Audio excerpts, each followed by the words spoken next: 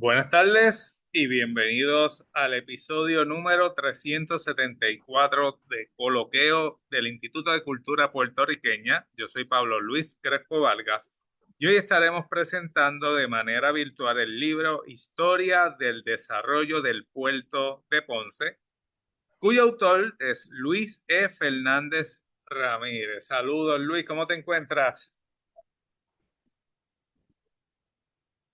Saludos, Crespo, y saludo también a todas las personas que siempre se conectan a Coloqueo y disfrutan de las actividades y las conversaciones y diálogos que se dan a través de estos medios. Y muchas gracias por la oportunidad también. Gracias a Luis.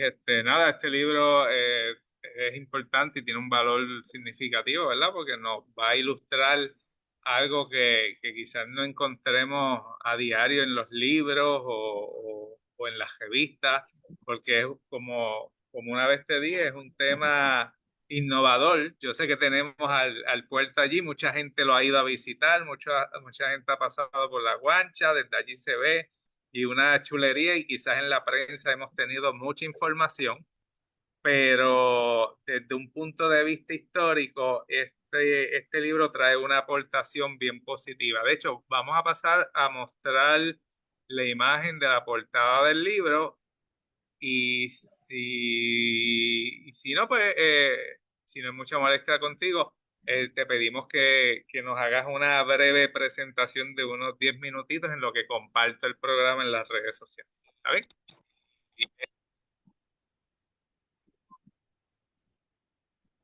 Muy bien. Pues el libro prácticamente trata de cómo el municipio de Ponce, ¿verdad? Y los ponceños lucharon para poder adquirir la titularidad del puerto de Ponce y que pasara a manos del municipio de Ponce, cómo el municipio luchó para adquirir la titularidad del puerto de Ponce.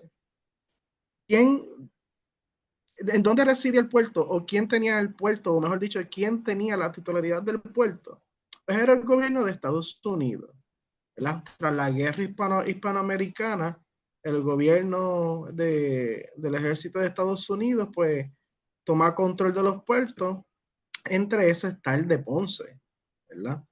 Y comienza entonces una lucha de parte del alcalde Simón Moret y el gobierno municipal para poder adquirir la titularidad del puerto, algo bien importante como parte del desarrollo económico de la ciudad, pero también en términos filosóficos también es importante recalcar que ese sentimiento o esos cimientos ideológicos para que Ponce pudiera adquirir la titularidad de su puerto residían en lo que era el autonomismo. El autonomismo, Ponce es cuna del autonomismo, es donde comienza a desarrollarse y a surgir en Puerto Rico con las ideas de Ramón Valderotti de Castro, entre otros. Luego de eso va eventualmente a desarrollarse la Carta Autonómica para los 1897, pero luego entonces con la eje hispanoamericana, ese ideario de autonomismo puertorriqueño, pues se queda corto. Pero la filosofía del autonomismo, aunque queda corto luego de la invasión de Estados Unidos y la implantación del gobierno militar en 1898, ese pensamiento queda vivo en Ponce, en el municipio de Ponce y entre las clases comerciales en Ponce para adquirir la titularidad del puerto y así el municipio tener autonomía sobre un factor o un medio bien importante de desarrollo económico, que es su puerto. Así que el gobierno municipal de Ponce se acoge a la ley congresional 221 del 11 de junio de 1906, que era una ley donde se autorizaba a los municipios en Puerto Rico de poder reclamar titularidad del puerto. Esta es una ley que es verdad, que existe o por lo menos surge de la ley Foraker, gracias al ambiente que crea la ley Foraker, estableciendo el gobierno civil en Puerto Rico bajo Estados Unidos.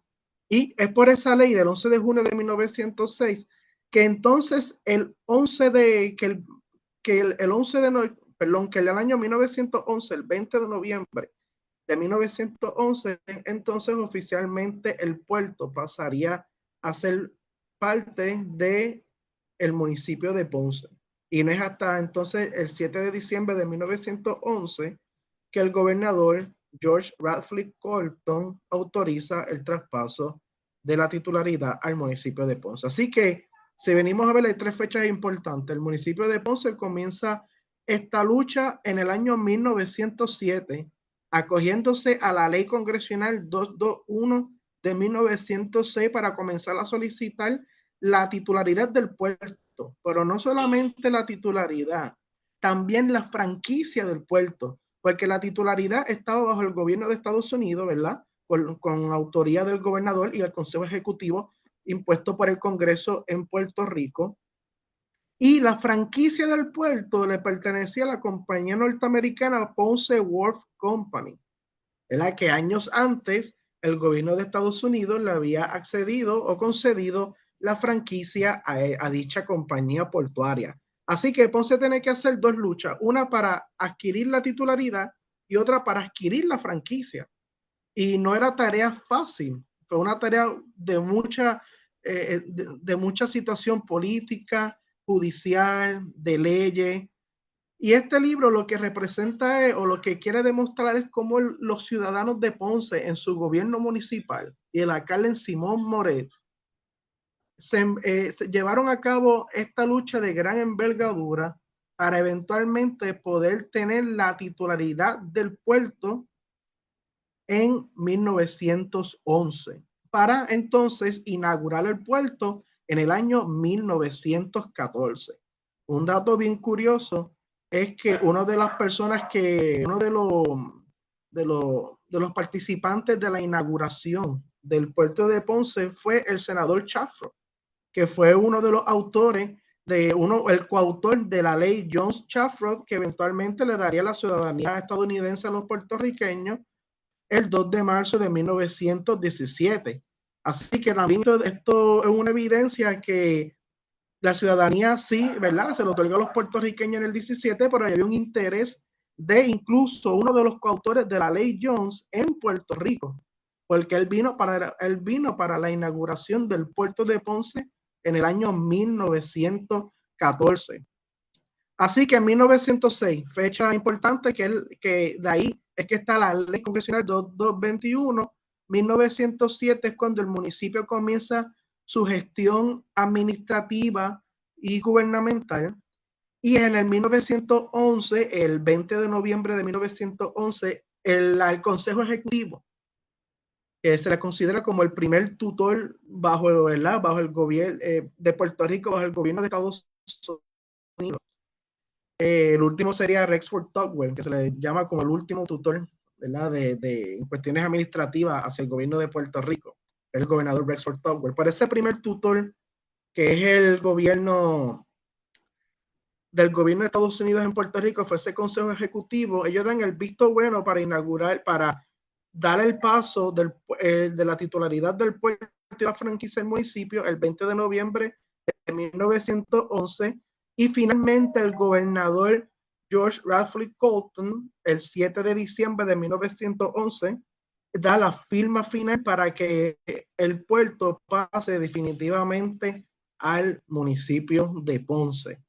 Esta gesta a principios del siglo XX es bien importante porque representa esa lucha que los ciudadanos aquí en Puerto Rico, en este caso los ponceños, dieron contra el nuevo gobierno y la nueva presencia estadounidense en Puerto Rico de retener, salvaguardar y en este caso aquí lo que ellos entienden que le pertenecen, que son en este caso el puerto, sus asuntos económicos. Por eso es que yo lo llamo, ¿verdad? Sino autonomía ponceña, porque aunque esos pensamientos de Ramón Valderotti de Castro y la Carta Autonómica quedaron cortos para la guerra hispanoamericana, pero no así esa filosofía en estos políticos que comenzaron la envergadura de eventualmente retener el puerto, adquirir el puerto en pro del servicio de los ponceños.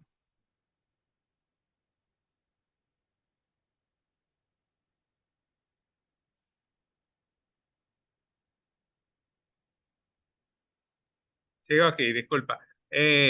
Está bien interesante. ¿Qué te dio por estudiar el puerto de Ponce y hacer esta investigación? Pues mira, es como yo estuve comentando en una entrevista hace poco, como todo estudiante de historia, ¿verdad? Todo estudiante novicio que va a los archivos y se encuentra con esa majestuosidad de caja y depositorio. Pues, yo estaba un poco perdido en qué tema investigar para mi tesis de maestría, porque de hecho este es mi trabajo de tesis de maestría, pero luego yo lo engroso con información, datos, notas bibliográficas, hasta que eventualmente pues, sale un libro. Yo estaba buscando algún documento para poder investigar para efectos de la tesis de maestría, del grado, ¿verdad?, de maestría en historia. Y comencé a verificar varias cajas, pero en ninguna yo encontraba una secuencia histórica que me ayudara a poder construir y armar una historia. Entonces, ¿verdad? Un día vuelvo otra vez, insisto de nuevo en continuar investigando 3 cajas, hasta que tengo, ¿verdad? Se me sube una caja en el medio, una caja en el camino que tiene que ver sobre el puerto de Ponce, y tan pronto yo abro la caja, comienzo a ver una secuencia de fecha, una secuencia de historia, una secuencia de personajes, pero sobre todo una secuencia de tema-problema, que eso es bien importante porque del tema-problema es que se desarrollan las tesis, las hipótesis y las teorías que uno quiere probar cuando comienza a hacer este trabajo, en este caso las tesis. Y ahí, de ese tema-problema, pues comenzó a interesarme cómo el municipio de Ponce luchó contra el Consejo Ejecutivo, el Congreso y el gobierno de Estados Unidos para poder adquirir la titularidad del puerto. No fue un trabajo sencillo porque leer todos esos documentos, todas esas cartas y como bien dice Gervasio García en su libro Armar la Historia, comenzar a armar esa historia como una pieza de rompecabezas, hay que ver cada documento como una pieza de rompecabezas, hasta poder construir lo que es la historia del puerto de Ponce durante esos años, 1898 a 1913, y exponer y presentar al público ese tema-problema, pues me estuvo bien interesante y muy curioso. De ahí, ¿verdad? A partir de eso fue que entonces comencé a desarrollar el tema, a trabajar ese tema, y es como yo a veces menciono, ¿verdad? A otros colegas y compañeros, el tema me escogió a mí. Yo no escogí el tema, yo no iba buscando ese tema, yo no pensaba buscar ese tema. Fue que se me cruzó en el camino y ahí entonces yo dije, esta es la oportunidad para poder presentar esta situación histórica a lo que es los ciudadanos del pueblo de Ponce y a los puertorriqueños en general. Súper, súper. Eso pasa mucho, ¿verdad? A mí también me pasó. Yo trabajo Sí, Inquisición, brujería, hechicería, como problema histórico y básicamente me pasó eso. El tema finalmente me escogió a mí y yo simplemente lo trabajo. Eh, Tú pones un correcto. periodo de estudio que es 1898-1913, anterior a 1898, y esto es para aclarar al público, ¿existía un puerto en Ponce? Existía un puerto natural, no un puerto convencional como con muelles, como lo conocemos. Los barcos, los buques, los navíos que llegaban al puerto de Ponce desembarcaban y embarcaban los productos y las mercancías de importación y exportación a través de ancones. Ancones son unos botes pequeños de madera que su función es transportar las mercancías desde la orilla hasta los buques y viceversa, ¿verdad? Tanto los productos de exportación como importación. Aún Ponce no contando con una infraestructura adecuada, ¿verdad? De un muelle para poder transportar esa mercancía. Para finales del siglo XIX, Ponce era el puerto de mayor exportación en Puerto Rico. Sí. No importación, exportación. Quiere decir que en la región de Ponce y áreas aledañas era un gran emporio económico, había un desarrollo económico de producción masiva.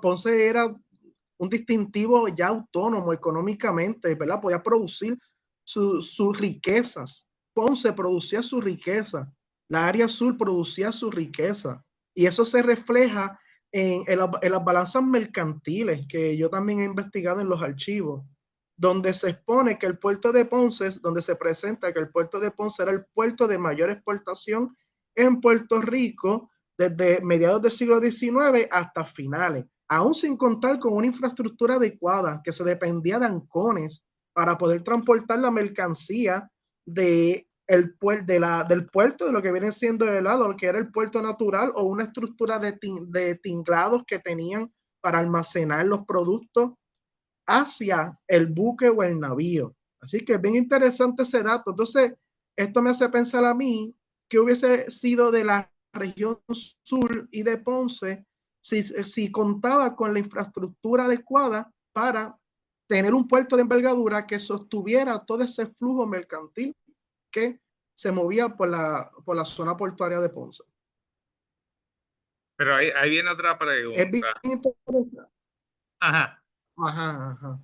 No, no, continúa, No, no, continúa. que sí, que también a Ponce, algo bien curioso de Ponce, que un distintivo del puerto de San Juan, es que el puerto de Ponce era un puerto con una matrícula diversa y variada, mientras que el puerto de San Juan mayormente eran barcos oficialistas, barcos peninsulares de España. A Ponce venía una matrícula diversa de barcos internacionales, barcos de Estados Unidos, de América del Sur, de regiones como Argentina, Uruguay, Brasil, Venezuela, la conexión con Venezuela entre Ponce y la ciudad de La Guaira en Venezuela, que La Guaira sirve como puerto a la ciudad de Caracas, que es la capital de Venezuela. Los números eran elevados entre la conexión portuaria en ambos barcos, porque yo he visto las matrículas de barcos, la lista de matrículas de barcos que llegaban a Ponce de Venezuela era inmensamente apoteósico. También del puerto de Puerto Plata en la República Dominicana y de Haití. Y de Europa también, de Europa, de distintas partes de Alemania. Para aquel entonces, ¿verdad? Durante gran parte del siglo XIX, Alemania no existía como país como lo conocemos hoy, pero eran varios reinos, naciones que eventualmente van a conformar Alemania. Pero ya desde el siglo XIX, barcos alemanes, ingleses, franceses, atracaban en lo que viene siendo la orilla del puerto de Ponce, barcos de Alejandría, Egipto. Así que Ponce tiene una matrícula internacional, cosmopolita, diversa, y eso se demuestra en distintos aspectos de la arquitectura, de la moda que tenía Ponce en el siglo XIX. El puerto tiene un papel bien importante en crear ese Ponce diverso, cosmopolita del siglo XIX. Y eso es algo que también estoy pensando trabajar en un futuro. Y es bien interesante luego entonces unir esa historia con el libro, ¿verdad? Que actualmente estoy exponiendo y comentando. Oye, tenía una pregunta, pero la voy a dejar más ahorita, porque es que con Ajá. esto último que mencionas, me pongo a pensar, ¿no llegaste a hacer una comparativa, a hacer una comparación entre el puerto de Ponce y el de Mayagüez, o es algo que podrías hacer eventualmente? Y estoy hablando Es en el siglo algo, XIX. es algo que yo puedo hacer eventualmente. El puerto de Mayagüez hasta mediados de los últimos años de la primera mitad del siglo XIX y hasta los primeros años de la segunda mitad del siglo XIX era el puerto de mayor exportación. Ponce después comenzó a rivalizarlo y el puerto de Mayagüez tiene una conexión eh, ¿verdad? De una envergadura enorme con la República Dominicana y especialmente el puerto de Plata y todas las cañas y todo, ¿verdad? Todo ese producto de exportación a través de la caña de azúcar o el melado o la miel que fluía por el puerto de Mayagüez. No, sin duda alguna, el puerto de Mayagüez fue un asunto importante en la región oeste de Puerto Rico, pero eventualmente Ponce va a superar a Mayagüez. En el renglón de exportación, Ponce lo va a superar. Y eso, ¿verdad? Sin duda alguna, en la región sur de Puerto Rico, ¿verdad? Donde se ubica Ponce, tiene también el clima adecuado para esas grandes haciendas de cañaverales. Es un sitio que es árido, ¿verdad? La caña de azúcar no requiere tanta lluvia. En el oeste llueve mucho. no se requiere tanta lluvia, tanta agua, ¿verdad? Para la caña de azúcar, este lugar no llueve mucho, una región árida. Así que el clima que tenía la región sur de Puerto Rico va a ayudar mucho, ¿verdad? Va a contribuir para que estas haciendas sean prósperas, puedan producir en grandes cantidades por los productos derivados del azúcar o de la caña del azúcar, para entonces ser exportados a distintas partes del mundo. Sí, sí. Y su comparación con el de Guayama, si puede haber alguna. Sí, el puerto de Guayama, como también el puerto de Humacao, eran Sí. unos puertos que servían mucho a las Antillas Menores. Ok, Y ajá, las Antillas Menores, como por ejemplo la isla de San Tomás, era donde las mejores casas de comercio estaban en esta región entre Puerto Rico y las Islas Vírgenes. Para aquel entonces, ¿verdad? No eran las Islas Vírgenes Americanas como las conocemos. Las Islas Vírgenes Americanas comenzaron a hacerlo en 1917 cuando Estados Unidos le compra a Dinamarca dicha isla. Pero las casas de comercio y los bancos que tenían las Islas Vírgenes suplían a los comerciantes de la región de Guayama, Humacao, también Ponce, por supuesto. Y ese intercambio que tenía Guayama y Humacao con las regiones de las Antillas mayores, con las regiones de las Antillas menores, como vienen siendo hoy en día Islas Vírgenes, y las distintas islas francesas y holandesas, como San Martín, Martinica, va a contribuir mucho a la cultura de esa región, ¿verdad? Un libro que es por el sedazo francés de María Duque, de María Duque, sobre el sedazo francés, que ella habla mucho cómo esa influencia francesa impactó la región sur de Puerto Rico. Y ella también menciona ese puerto de Guayama y Humacao, porque en esa región ellos tienen una conexión directa con las Antillas menores, que eran también una diversidad cultural con las distintas naciones europeas que se habían asentado en esas islas. sí, sí. El profesor Eli Oquendo, bueno, daba clase en la Universidad Católica allí en Ponce. Él Fue mi tiene varios, profesor. ok, él tiene varios trabajos sobre los Sí. cónsules en Ponce y en Uh -huh. Guayama. También hay otro trabajo del profesor Rodríguez, que trabaja en el Departamento de Educación de Guayama. Y son trabajos interesantes, por eso te hice la pregunta en cuanto a la comparación. Lo que dijiste o mencionaste de Mayagüez, lo había escuchado de compañeros historiadores del área de Mayagüez, pero no es hasta ahora que tú, cuando hiciste la introducción, que presentaste unas características físicas de cómo era el puerto, que yo me pongo a imaginar esas características. Yo digo, y así era también el puerto de Mayagüez, el de Guayama, el de Humacao. Me imagino que Guayama y Humacao, sus condiciones serían mínimas comparadas con el de Ponce, pero entiendo, y quizás pueda estar equivocado, tú me corriges, que el de Mayagüez es el que más se podría acercar a lo que tú has descrito sobre Ponce, ¿no? Sí, el de Mayagüez, sí, porque el puerto de Ponce y el de Mayagüez estuvieron muy a la par durante el siglo XIX. Y ¿verdad? Cuando yo digo que Ponce eventualmente va a superar a Mayagüez en el renglón de exportación, no quiere decir que Ponce se fue por mucho adelante. Sí se fue por una más, ¿verdad? En cuestión de números, de manera considerable adelante o por delante de Mayagüez. Pero el puerto de Mayagüez continuó siendo un forjador de la urbanización, del urbanismo mayagüezano, igual que fue el puerto de Ponce, ¿verdad? El puerto de Ponce también fue un forjador de la ciudad de Ponce. Pero más allá de la ciudad, ¿verdad? Para luego volver al tema de Mayagüez que estabas comentando, más allá de la ciudad de Ponce, también del barrio La Playa de Ponce, ¿verdad? Las personas que son familiares con Ponce o que han visitado nuestra ciudad, si uno viene a constatar, la ciudad de Ponce y la playa de Ponce vienen siendo dos municipios distintos. Hasta dos carnavales distintos tienen también. La playa de Ponce comenzó a desarrollar un carácter de urbanismo social, religioso, carnavalesco, distinto a la ciudad de Ponce también.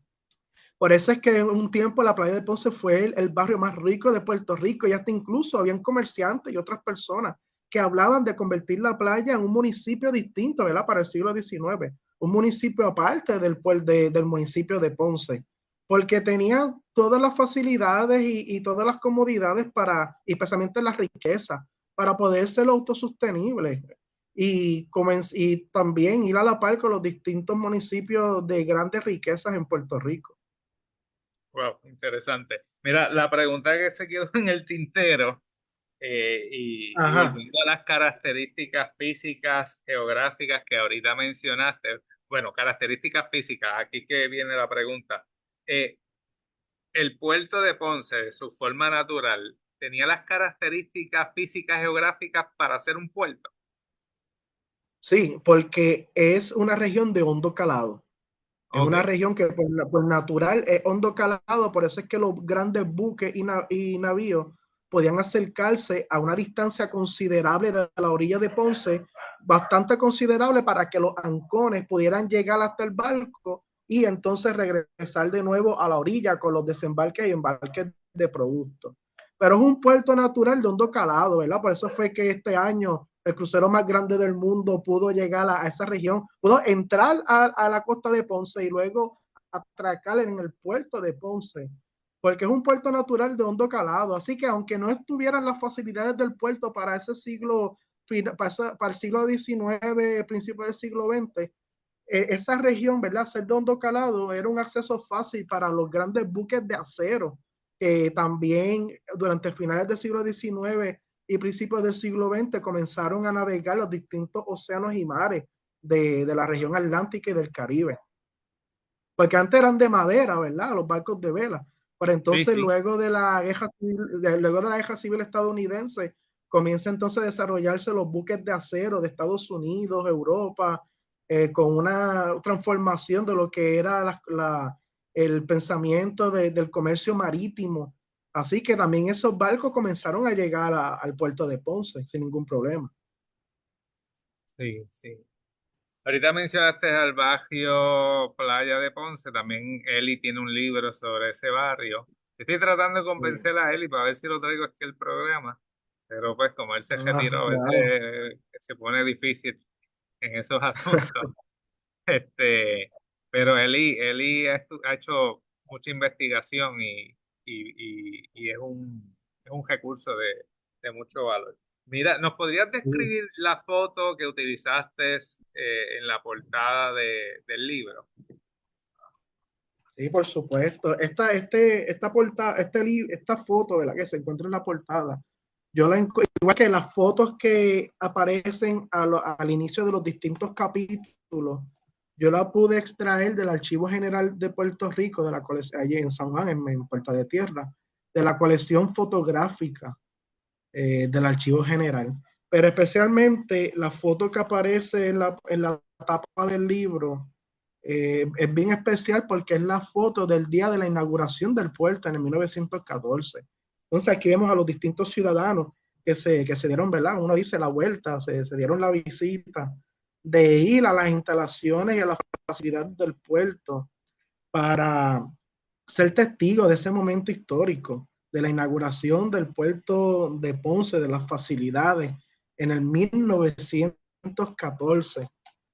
Esa información yo la pude adquirir del periódico La Correspondencia de Puerto Rico, ¿verdad? Fue el 6 de enero, un día de Reyes de 1914, cuando se inaugura el puerto, ¿verdad? Y da esa apertura. Y esa foto lo que representa es, ¿verdad? La lucha y el valor de una ciudad, de, de cómo se dieron la tarea y esa envergadura de comenzar ese proceso hasta luego entonces adquirir la titularidad y la franquicia del puerto. Wow. Parece que están posando, ¿verdad? Sí, ¿verdad? Pareciera. Quién sabe, ¿verdad? Si algún fotógrafo del momento, Mira, pero parece que están posando. sí, sí, parece. Voy a pasar a varios comentarios en las redes. De hecho, saludos a José Ángel Latorre, a quien he tenido aquí en el programa y siempre nos sigue, Ajá. y a Diana Zambrana, que nos está viendo desde Luisiana. Saludos, Diana. Ah, saludos. Sí. José dice, pero entonces, ¿por qué actualmente no es un puerto para la economía del país. ¿Qué se puede deducir? Ahí vienen unas implicaciones políticas que luego eventualmente llegaron. No sé si quieras hablar sobre ese tema Pero o, mira, o- ajá, en el término histórico, ¿verdad? Más que adentrarse en la situación política, y Belisa Rodríguez, que ella es ¿verdad? Ella estudia arquitectura en la Universidad de Puerto Rico, sí, en Río Piedra. Ella hizo unos estudios sobre los planos de la playa de Ponce. Y ella tiene esta teoría o esta hipótesis que ella dice que fue con la construcción de la autopista, el expreso número 52, Luis A. Ferré, que el sí, puerto de Ponce comienza a perder importancia, porque ahora la autopista que va a conectar el norte con el sur va a facilitar que los productos que llegaban al puerto de San Juan, ¿verdad? Que luego del desarrollo del Estado Libre Asociado comenzó a ser el puerto central en Puerto Rico hasta el día de hoy, ¿verdad? El puerto de mayor exportación e importación en Puerto Rico hasta el día de hoy. Pues esa autopista que facilita esa transportación de norte a sur hacia el puerto de San Juan, pues va a quitarle mérito e importancia al puerto de Ponce. Y ahí eso fue como una estocada hasta el día de hoy, que el puerto no ha podido recuperarse. Por eso fue, ¿verdad? Ya para los 50, 60, esa administración de Ferré, que fue entre el 68 hasta el 72, fue la administración de Luis Ferré. Así que esos años del 70 fue cuando comenzó a desarrollarse el Expreso 52, la Puerto Rico 52, que entonces comienza a perder esa importancia el puerto de Ponce. No obstante, ¿verdad? La licenciada Gladys Tormes, que ella es la directora del Archivo Histórico Municipal de Ponce, ella comenta que desde el 1911 hasta el 1930 fueron los años de mayor ingreso económico y de riqueza del puerto de Ponce en el siglo XX. Así que después del 30 hasta los 60, ese periodo de 30 años, que comenzó a centralizarse el puerto de San Juan, bajo la dirección, ¿verdad?, del gobierno de Estados Unidos, el Partido Popular Democrático, comenzó la centralización, hasta que eventualmente, ¿verdad?, se establece el Estado Libre Asociado y se centraliza formalmente el gobierno de Puerto Rico en San Juan. Pues eso también implicó el puerto y la centralización no solamente política, sino también económica. Y ahí, pues, el puerto de Ponce comienza a tener un segundo papel en el comercio marítimo y económico de Puerto Rico. fíjate, es curioso que luego viene la idea de hacer el megapuerto, que yo considero Sí, puerto de que es una transbordo, sí. idea fabulosa, ¿verdad? Lamentablemente, pues no, como que nos dormimos. Ese puerto de transbordo, ¿verdad? Originalmente lo que tenía pensado era unir el puerto de Ponce con el de Peñuelas y Guayanilla. Y de ahí, de esos tres puertos, hacer un megapuerto de transbordo. Pero no, la idea pues no se pudo concretizar. Está teóricamente, ¿verdad? En los libros, como uno dice, los libros de economía, de arquitectura, de finanzas, política, para poder entonces hacer ese puerto de transbordo, hacer un megapuerto en el sur. Pero no se llevó a cabo. Y ahí, ¿qué faltó? Falta de recursos Pues falta, económicos, falta de ganas de hacerlo. falta de recursos, iniciativas, falta de voluntad, pero sobre todo falta de descentralizar San Juan, falta ver esa falta de voluntad de querer descentralizar la economía en San Juan, ¿verdad? San Juan puede seguir siendo la capital política de Puerto Rico, pero no Sí, necesariamente tiene que ser la capital económica de Puerto Rico. Hay muchos países, incluso estados de Estados Unidos, que la capital política no es la capital económica. Pues, eso es bien importante porque durante el siglo XIX Ponce en un punto llegó a ser más rico que San Juan. Lo dice Ángel Quintero en el libro Patricios y Plebeyos, que Ponce se convirtió en el municipio más rico de Puerto Rico. Así que Ponce iba en camino, Puerto Rico iba en camino a tener una capital económica, que era San Juan, y una capital política, que era San Juan, y una capital económica, que iba a ser Ponce, como en muchas otras partes, ¿verdad?, que han ocurrido anteriormente en el mundo, como por ejemplo está el ejemplo de Madrid y Barcelona. Madrid era la capital política, Barcelona la capital económica, Cuba, Santiago de Cuba era la capital económica, La Habana la capital política, la República Dominicana con Santo Domingo y Santiago de Caballero, la misma dinámica. Y eso estaba ocurriendo en Puerto Rico. Había una separación entre lo económico y lo político, pero luego entonces, ¿verdad? En el siglo XX, pues todo se centraliza en esa región de la isla de San Juan. Sí, mira, Diana Zambrana, que ahorita le envío un saludo, ella menciona pues el aspecto cosmopolita, que también tú ahorita lo Sí. habías mencionado, y cómo esto influye en la formación, no la formación, en el desarrollo cultural y económico de la ciudad o del pueblo como tal.